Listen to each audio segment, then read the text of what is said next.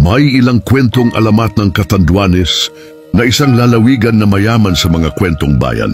Kilala ang isla na ito bilang lupay ng mga naglalayag na bundok dahil sa mga kwentong nagpapaliwanag ng pinagmulan ng isla. Narito ang ilan sa mga pinakapopular na alamat ng Catanduanes. Ito ang pinakapangunahing alamat na nagpapaliwanag kung bakit hiwalay ang Catanduanes sa Bicol.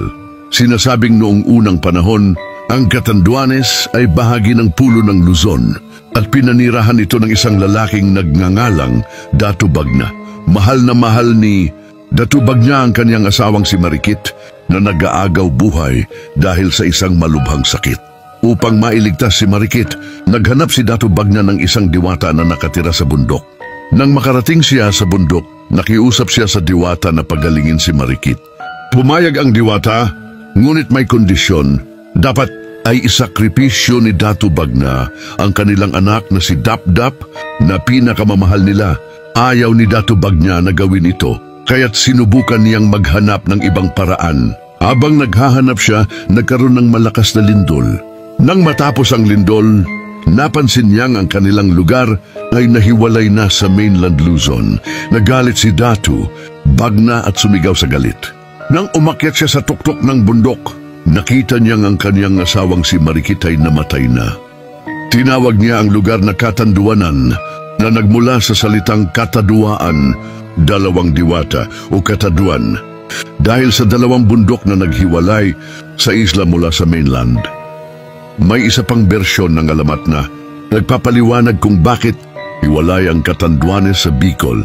Ayon sa kwento, may isang lalaking nagngangalang Datu Talam na namumuno sa isang lugar sa Bicol na mayroon siyang isang napakagandang anak na dalaga na nagngangalang Marikit.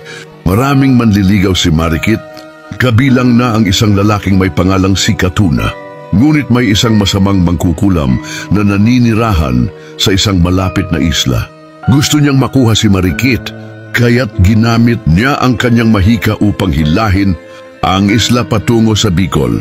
Sa tulong ng isang diwata, ginawa niyang lumutang ang isla at naglayag ito palayo. Ang isla ay tinawag na Catanduanes, na nagmula sa salitang kataduan na nangangahulugang kung saan naglalayag ang bundok. Ang mga alamat na ito ay patunay lamang na ang Catanduanes ay isang lugar na mayaman sa kasaysayan, kultura at kwentong bayan.